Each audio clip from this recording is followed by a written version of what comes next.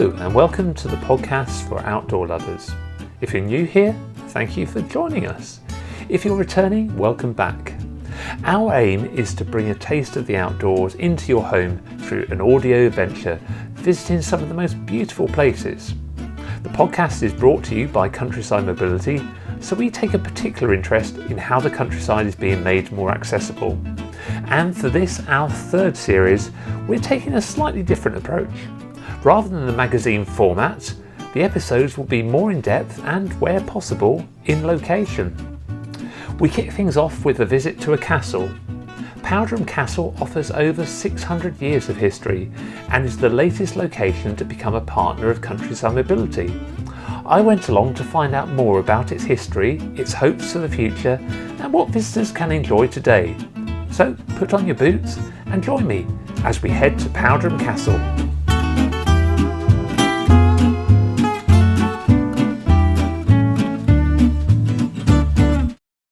So today I'm very pleased to be at Powderham Castle. So I'm just a few miles outside of Exeter on the Exe Estuary, which is one of the main rivers that flows into the English Channel. Because I know some of our people who listen to the podcast are from America. I think about a fifth of our listeners are America. So this is just to give you a bit of where we are. And Powderham Castle, well, you would love it here if you're American. It's a classic castle. And I'm here with Naomi Hunt. And what's your role here, Naomi? Just so I can get your title correct. That's fine. I'm a visitor operations manager. So oversee the all day-to-day runnings of the castle and the attraction. Excellent. So at the moment we're walking up to probably, I guess, what most people immediately think of when they think of Powderham Castle. We're coming up to the main building here. Could you just tell us a little bit, or just give us an introduction first of all to Powderham Castle and what we're walking towards at the moment? Yeah, sure. We're just heading up into the courtyard. It's a 600-year-old family home, so it's been within the family of the Courtneys, who is now currently owned by the Earl of Devon, and he lives here with his wife, the Countess of Devon, and their 2 children. Will we bump into them? You might well do. They're quite often walking around the grounds and like to say hello to people, so we might see them on our journey. Great. Well, I mean, I guess that's fairly unusual these days. I don't know. Is it? Do you think of families still living on the property? We generally find that people are quite surprised by the fact that the families still live here. I think, within a lot of historic houses and things, quite a lot of them are now known by National Trust or various organisations. So I think it is quite unique to find one that the family still kind of very much lives in and still uses the property that they own.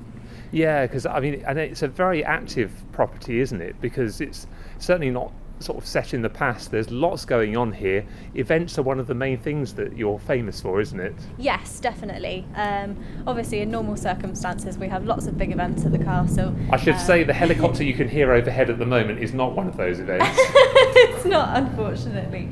But no, we do have lots of big concerts, things like food festivals, and quite a few years back now we had Radio 1's Big Weekend here, so that was definitely the biggest thing that we've done on the list for sure. Yes, we're walking into the main courtyard area here, and when I've been here before, it's been the food festival, which I can highly recommend to people. I very much enjoy going around sampling all the local food, buying bits and pieces here and there. So events is one of the main things. Do you want to describe the courtyard that we've now walked into? Yeah, sure. So I mean, it's just a big open space. This way up actually wasn't the original entrance of the castle. It was originally round over the other side. Obviously, if you come and you visit and you walk around to the Rose Garden, the original entrance was facing the estuary. So obviously all the boats used to be able to come up very close to the castle, and it was useful for imports and visitors and various other things like that. But today, as we look at the castle, you can see kind of the medieval castle and also the newer Victorian extension. There's lots of different types of brickwork, so you can kind of see how it's developed and changed over the years. And obviously we've got the modern additions, so we've got the cafe where the chapel used to be. Essential services. Exactly. And an art gallery. But yeah, it's a great view. It's a great striking view when you first approach. So you mentioned where the chapel was, but you still have a church on the grounds at the far end, don't you? We do, yes. We have a church over on the estuary path, which you can reach via the public footpath. It's a lovely route to access. And I think one of the things I read about that is it's the one place in Devon that you can go where they still use, I don't know, the King James Bible or that liturgy, I think. Oh, so really? yes, apparently so. I didn't know that. Yes, so there's a real tradition there as well, and I think the family sometimes goes there as well. I think so. Yes, yeah, no, it is still used. It is still used for various things within the family. So Great. Well, I think we should go a bit further. Having come up here, let's go for one of the reasons we're here is because you are one of the partner sites of Countryside Mobility, the initiative that runs this podcast, and one of the most recent sites to receive a Tramper. So let's go and have a look at the start of where one of the trails goes from, and we'll talk a bit further there. Sure.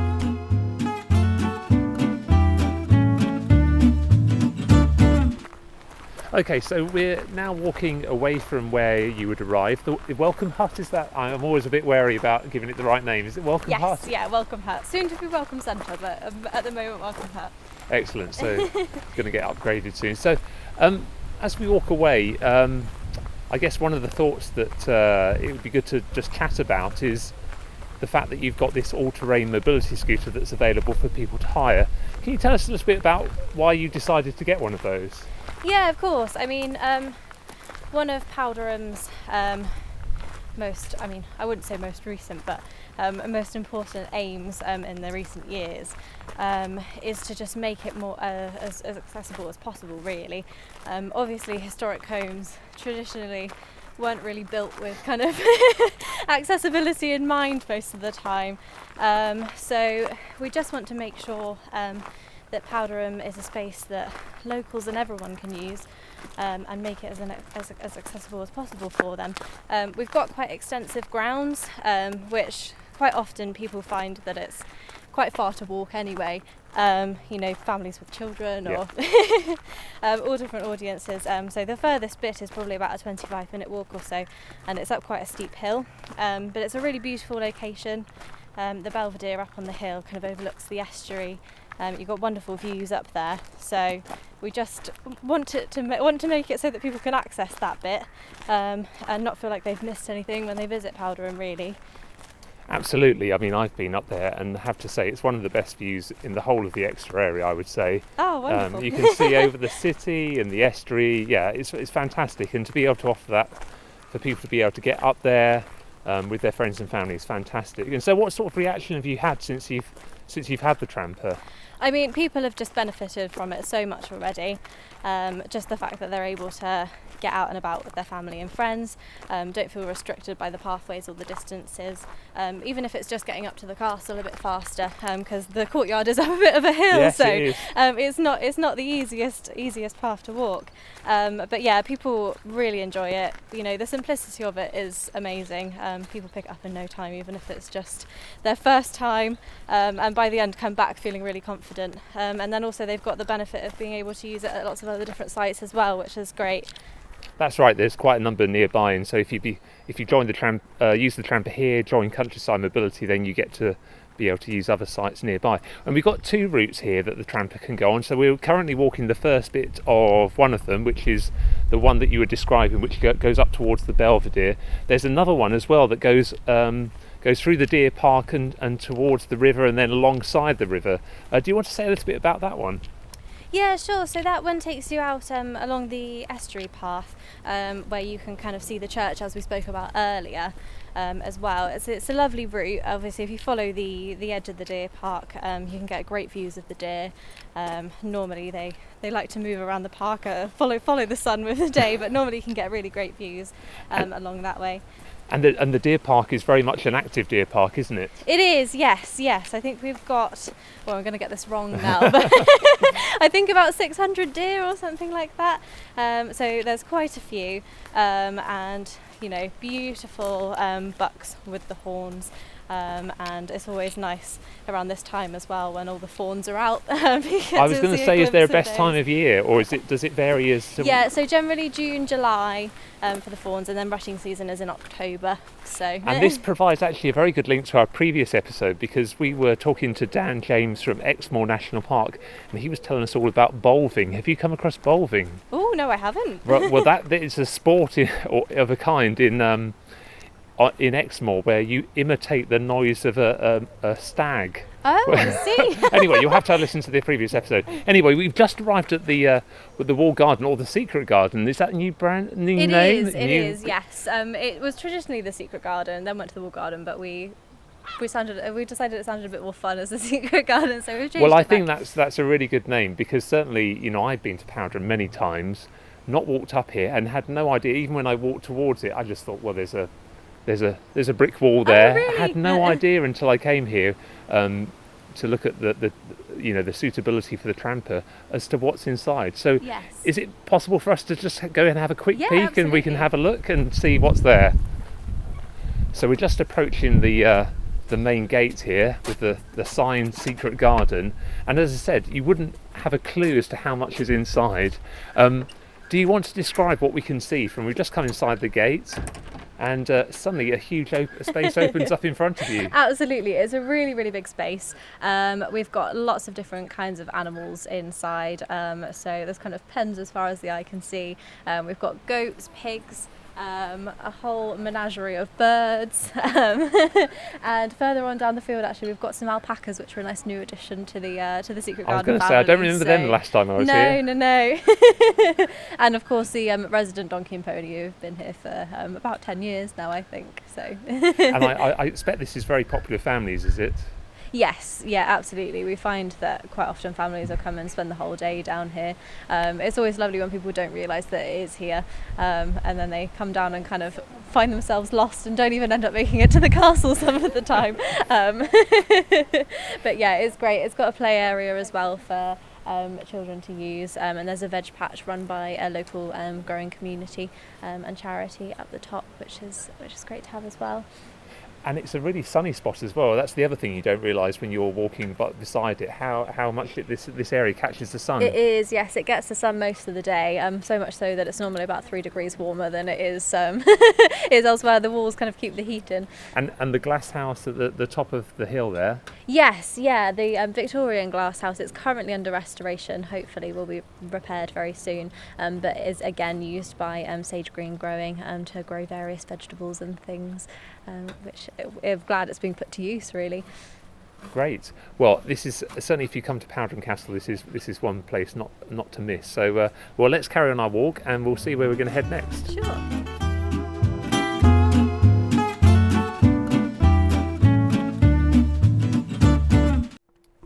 Right. So while we're walking along to the next point of interest, Naomi, how long have you worked here? I've been here about 3.5 years now.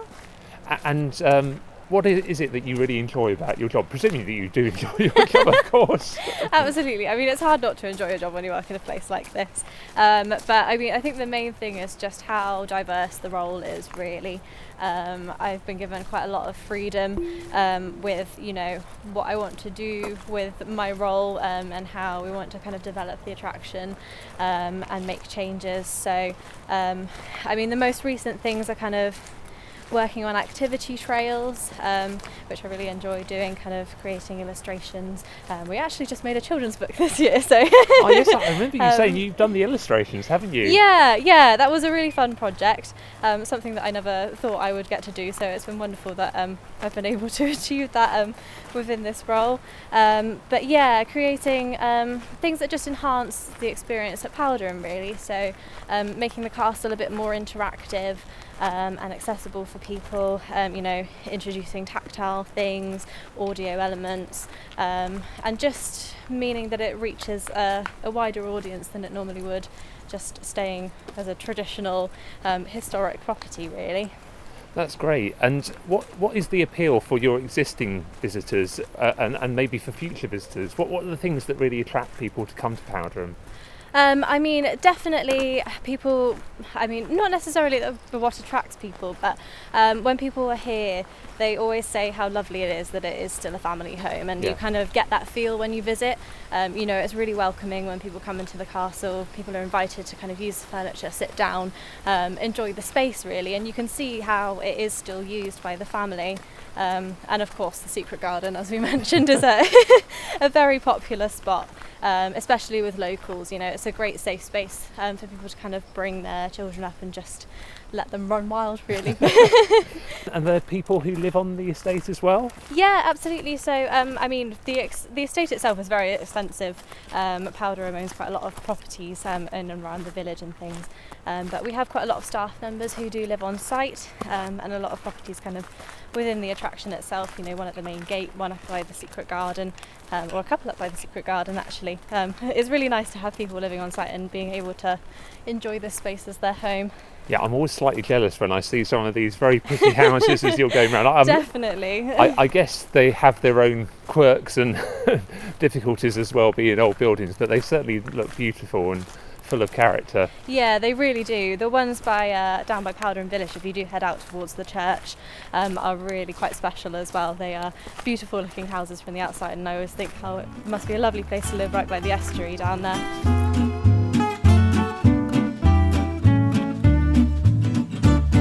So we're just walking into the American Garden. Do you want to describe what's in front of us? Another beautiful sunny space. When we first started this interview, we were a little bit worried that there were dark clouds and the wind was howling round, and now it's beautiful, the sun's come out. Do you want to describe where we are? Yeah, sure. So we've got the River Ken running alongside us on the left-hand side, and then it's just a beautiful open space full of many different varieties of trees, ones which I can't name because I'm not very good with trees, but you've got a pathway kind of running through, and it's a really well planned out space where you've got these open spaces and then more secluded spaces that makes it kind of feel really safe and special. And if you look over in that direction to the left, you can obviously see Holden in the distance with the forest up there on the hill. Another one of our sites, I should say. Yes, yeah. Within, you can see where you could hire the Tramper. Definitely.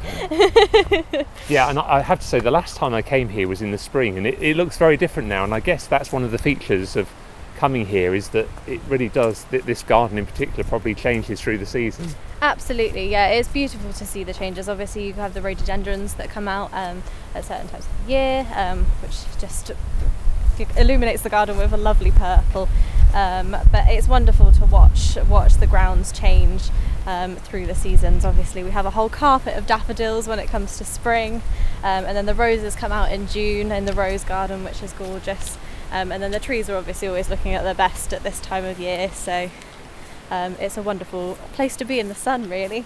Yeah, I can imagine this, people, especially this summer when, so many people are holidaying at home and doing day trips locally, people are often worried about, escaping the crowds, and I guess this must be, a perfect place to come for tranquility and peace and quiet.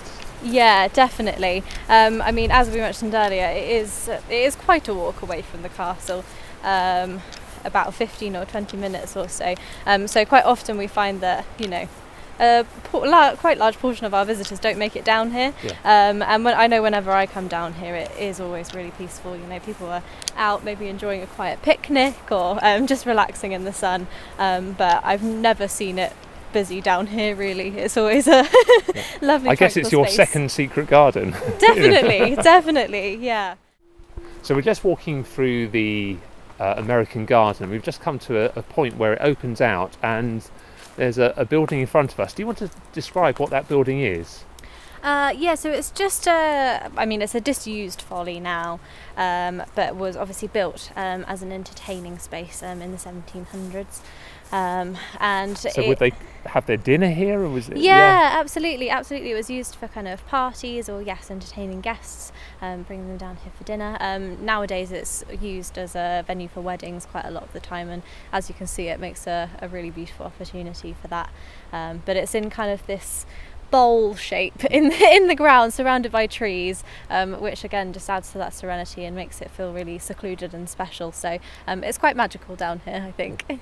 And a very popular place for weddings, isn't it? Definitely, yes. It works really well as a framework and archway for people to get married underneath, and just a lovely entertaining space. Well, it's great to come and walk around with you and be reminded of the beautiful places there are here at Powderham. So I really would encourage anyone, whether they're going to be using the Tramper or not, to come to Powderham, just outside of Exeter, and really well worth a visit. We've just scratched the surface in terms of some of the places that you can visit and see here, but you'll find full details in the description. Have a look at the website and do consider a visit. Thank you. Thank you.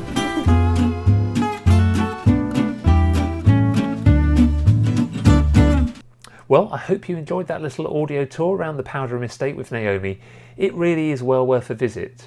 And we're really grateful to the Exeter Chiefs Foundation for helping to fund the all-terrain mobility scooter that you can hire there. If you'd like to find out more about Countryside Mobility and the other locations we work with, then please do visit our website, countrysidemobility.org, or you can find us on Facebook or Twitter. That's all for this episode, but do have a listen to the previous episodes. Visit the podcast website, insideoutpod.com. And until next time, stay safe and keep exploring.